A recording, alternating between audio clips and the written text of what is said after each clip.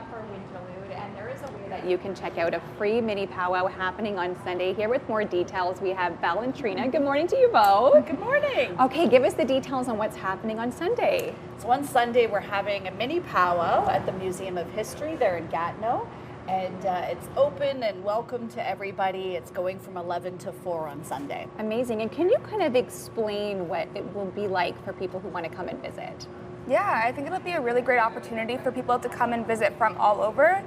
Typically, we have our powwows only during the summer months. Okay. So it kind of feels like we haven't seen people in a long time and we want to get together. So this is why this Winterlude powwow is very important, to see familiar faces and get together. And this is all part of Winterlude's experience, where people can experience the Indigenous culture as well.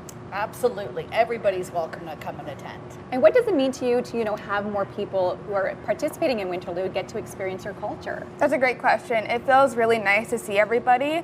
Our groups did start out to be very small, and they've grown quite a bit over the years. So we are very grateful to see familiar faces, but also new faces as well, to come and dance and see everybody. And tell us what they can expect, because there's always so many bright colors, the music, there's dancing. Can you kind of give us the details on what people will be able to see? Yeah, so we've kind of compacted. So our powwow would normally be over multiple days. So this is kind of everything compact in one day. So they will see the drums. We have singers and the big powwow drums.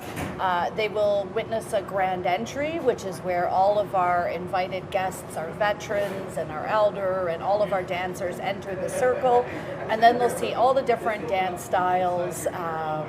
That'll do specials, and we have from kids to our elders dancing, and so it's a really great experience. And the costumes, absolutely works of art. How much work and preparation does it go into these beautiful costumes? Yeah, so a great thing is these what we call regalias. They're traditional wear for Indigenous peoples, and they take a lot of time. So they can take a whole year for people to make in preparation to the summer months. There's constantly grandmothers, aunties, cousins working on these pieces, and they are all homemade. They're homemade by family members, by friends, etc. And they're pouring their loves into these regalias to give out to dancers around the circle. And the beadwork is absolutely stunning. Like you mentioned, it's all handmade, so it must take hours. It does. It takes a long time. So my regalia specifically, it was designed by myself. It was sewn and created by my mother, and then I do all of my own beadwork. So my full set, I don't have it all today, unfortunately. It is pretty early this morning. That's all right. But it did take me about a year to create my full beaded set. So a lot of work goes into it. Amazing. And what will you be performing for us here today, Belle? Today I'll be doing the jingle dress style. That's a style that I dance. It comes from a little bit of a more traditional aspect. It is a more modern type of dance, but it's called a healing dance. So it's a prayer dance, and it was done by a young girl of the name of Maggie White, who was very sick and actually on her deathbed. Her grandfather dreamt this dress and wanted to create it, so he asked for the community's help to create a dress that's thought to have healing properties due to the sound, which we'll hear a little bit later. The sound that it makes kind of gives off endorphins of happiness. So whenever Maggie put the dress on for the first time, she was able to sit up in bed, able to walk down to the powwow arbor, and then by the end of the full song, she could dance around the circle. That's an incredible story. All right, well, we're going to step out and we're going to let you take it away for us here this morning.